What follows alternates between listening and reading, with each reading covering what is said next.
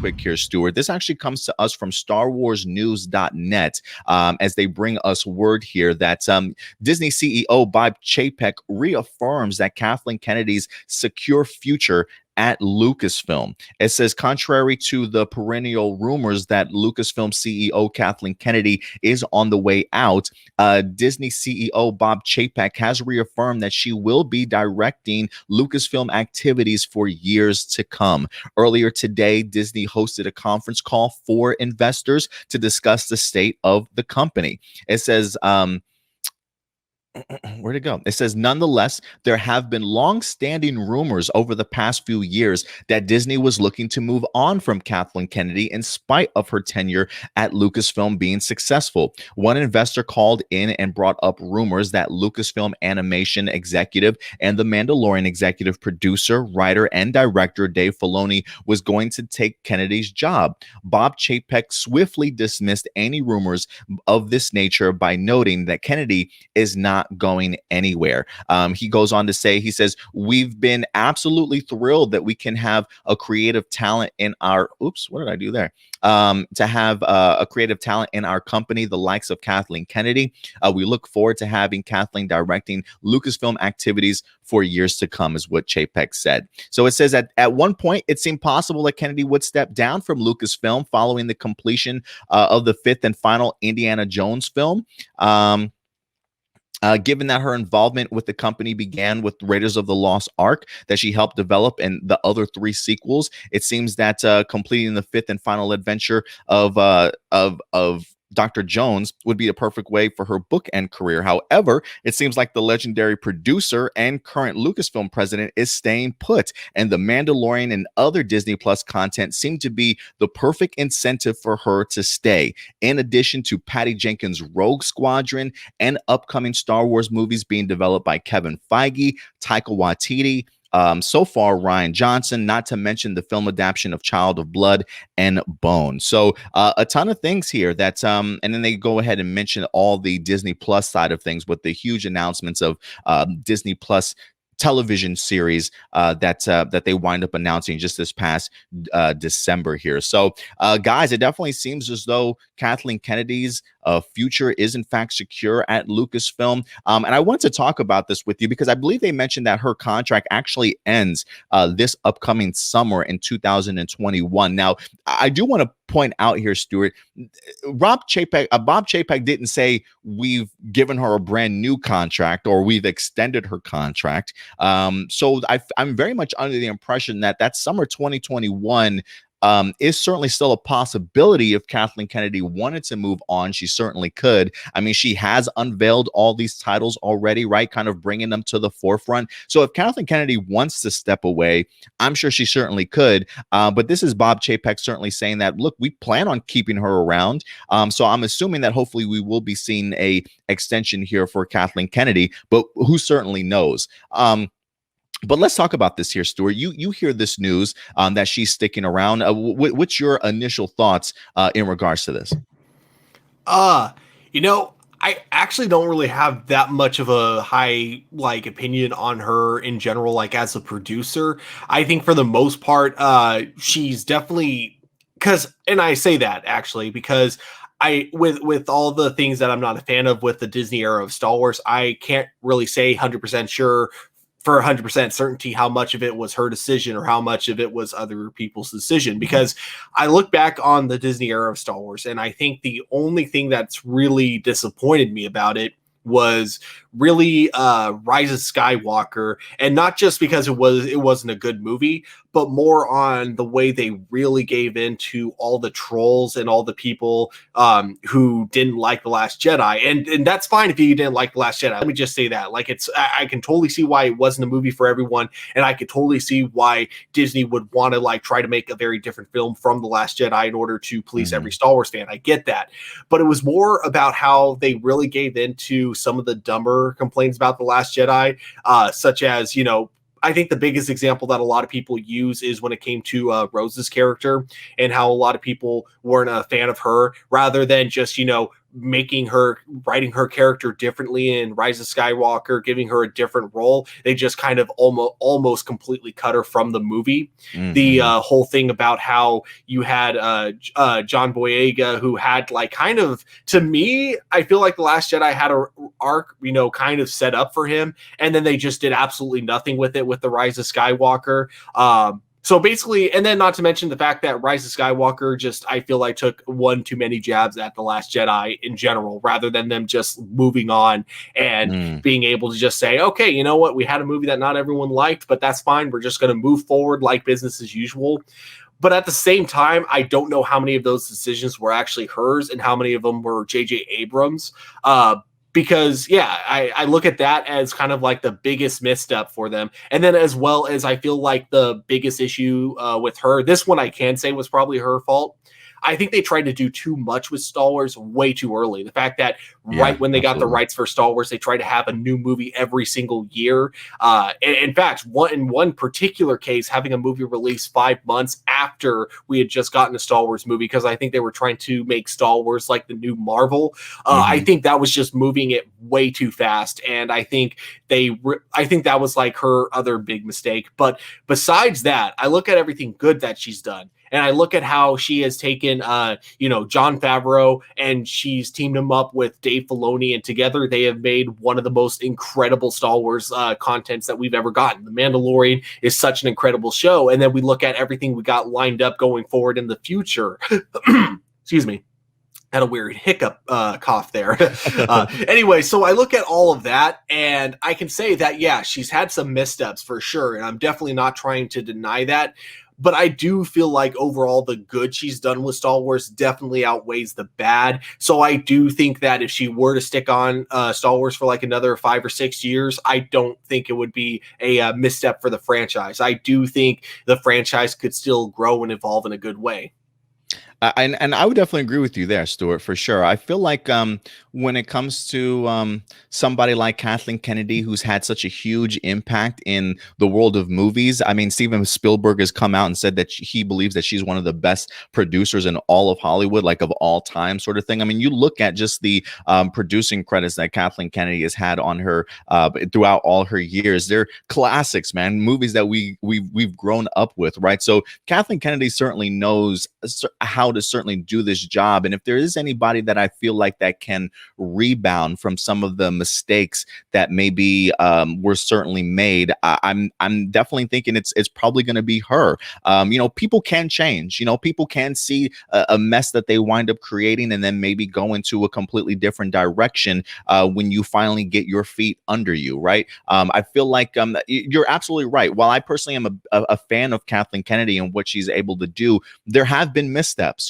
I don't necessarily know if she's sort of that creative producer like that of like a Kevin Feige, where she should be getting involved per se in like storyline arcs or creative decisions and things like that. I would really rather her use her intelligence and just all her years of experience of doing that of producer role, going out, getting the creative minds that you need to put these stories together and see what you can certainly do. And I feel like she certainly took that back seat when it comes to The Mandalorian. And maybe that's why The Mandalorian is so successful. She recognizes the talent that she has on board with her, with a Jon Favreau and a Dave Filoni, and team them up together to go ahead and put this together. That's producing. That's her at her finest, and you get to see opportunities like that.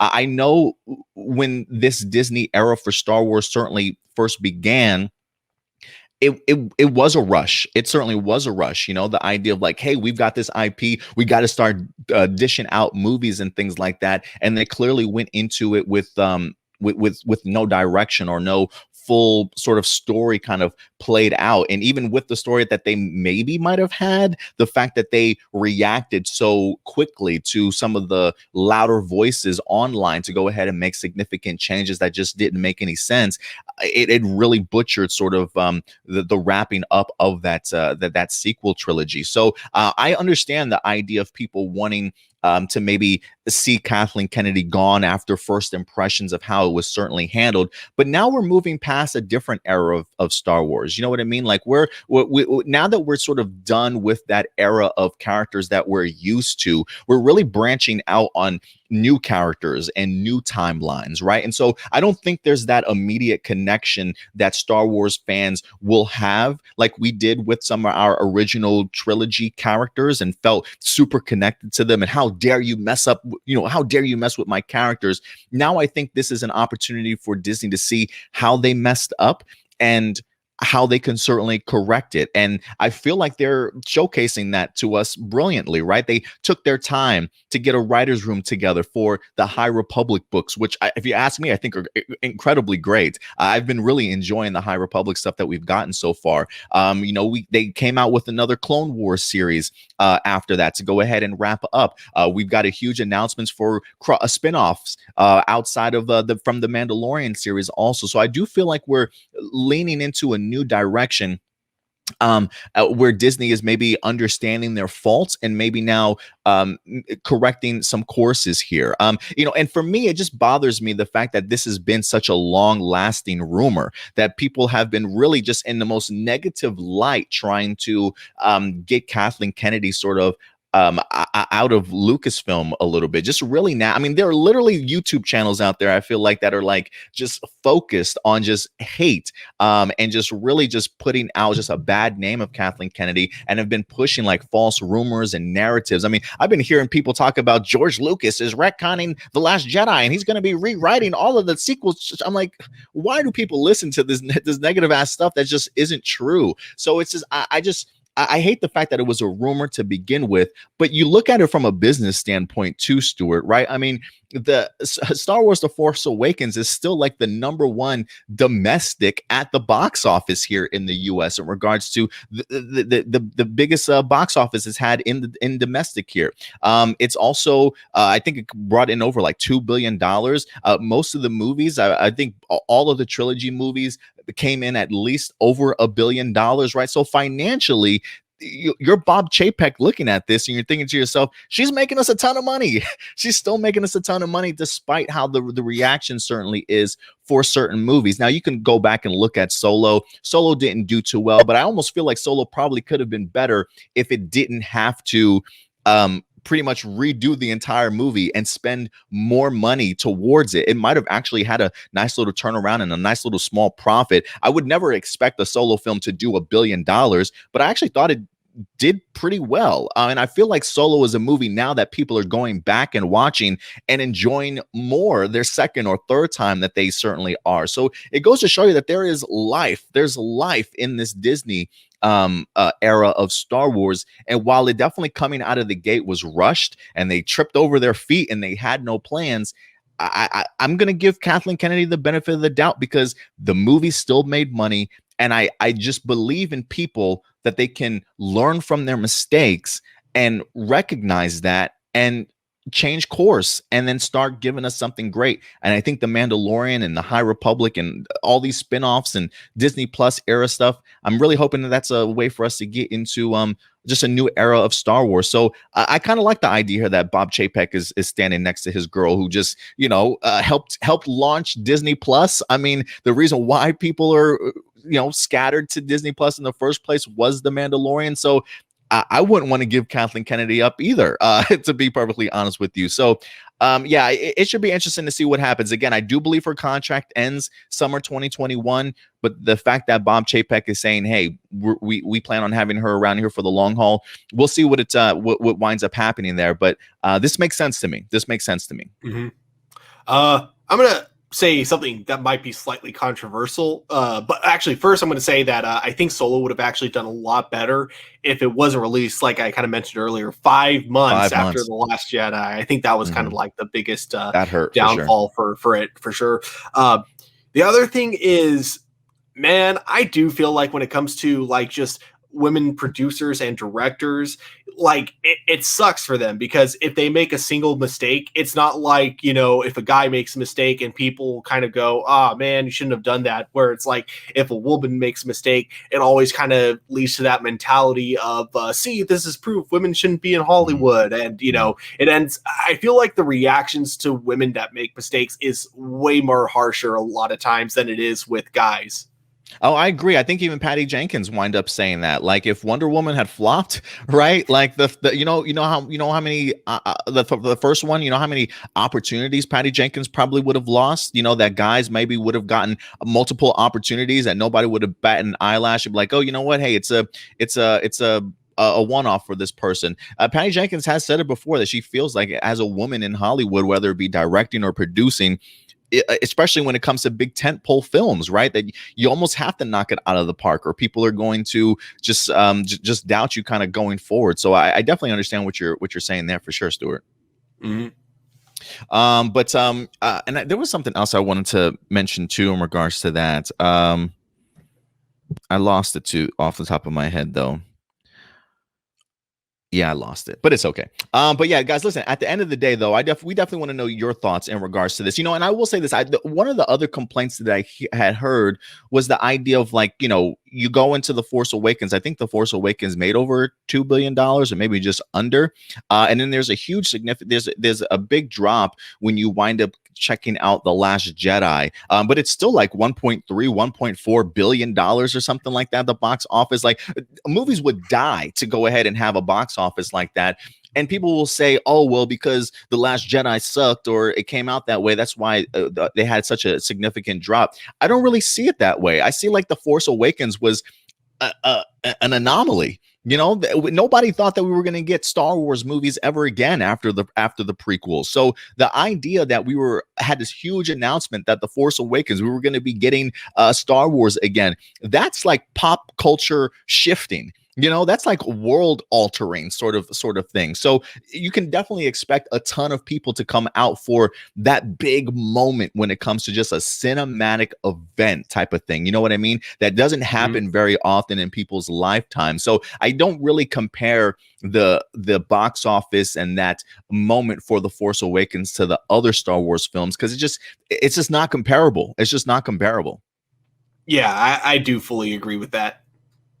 But listen, guys, at the end of the day, we want to know your thoughts. We definitely know that Kathleen Kennedy has certainly had her hiccups along the way. But if you look at her past career, it's unbelievable. And nobody's certainly going to take that away from her. Probably in the Hall of Fame when it comes to producers. But sometimes, you know, I felt like maybe she's maybe a little bit more creative, trying to be more creative and getting her hands more involved. But I do think that this is maybe Kathleen Kennedy going back to her roots and doing what she does best. And I think if she continues to focus on that as the head of Lucasfilm, maybe the era of Disney Plus Star Wars will certainly look significantly different as we certainly go forward. So keeping our fingers crossed for Kathleen Kennedy. If there's anybody that can rebound, it definitely is her. So we want to know your guys' thoughts, though. Let us know your thoughts in regards to her remaining the head of Lucasfilm in the live chat or the comment section box below, ladies and gentlemen.